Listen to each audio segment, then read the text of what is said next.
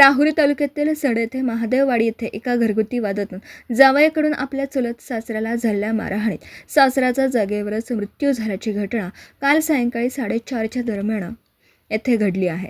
सड येथील महादेववाडी येथील राहणारा साईनाथ बर्डे वय वर्ष 48 हा दुपारी दारू पिलेला असताना महादेव वस्तीजवळील मंदिर परिसरात लक्ष्मण याला दारूच्या नशेत शिवीगाळ करू लागला। लक्ष्मण माळी व त्याचा अन्य 2 साथीदार सागर सुभाष बर्डे, सुनील पवार या तिघांना मिळून साईनाथ याला लाकडी दांडाने मारहाण करायला सुरुवात केली।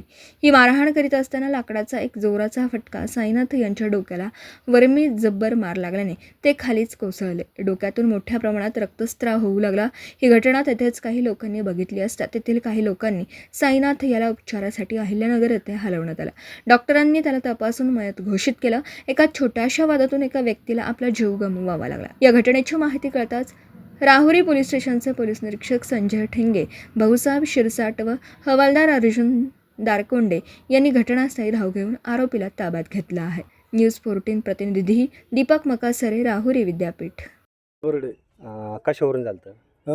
नुसतं एक म्हणे भाडकाव मानला जावायला फटक त्याच्यावर इथं आला, मी तिथं बसेल होतो तर डोक्यात लाकूड उचलून घातलं त्यांनी। हा का?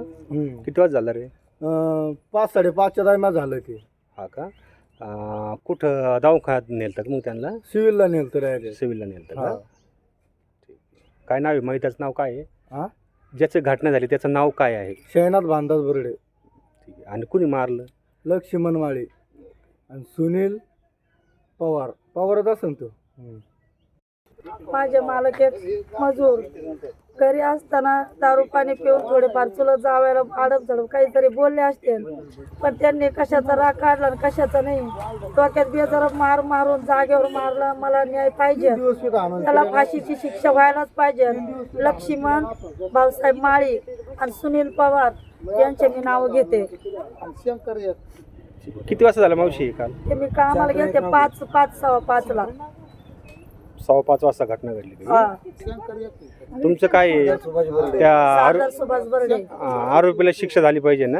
शिक्षा झाली पाहिजे, त्याला करम लागल्याशिवाय शिक्षा झाल्याशिवाय मी माझ्या नवऱ्याचा मृतदेह उचलणार नाहीये।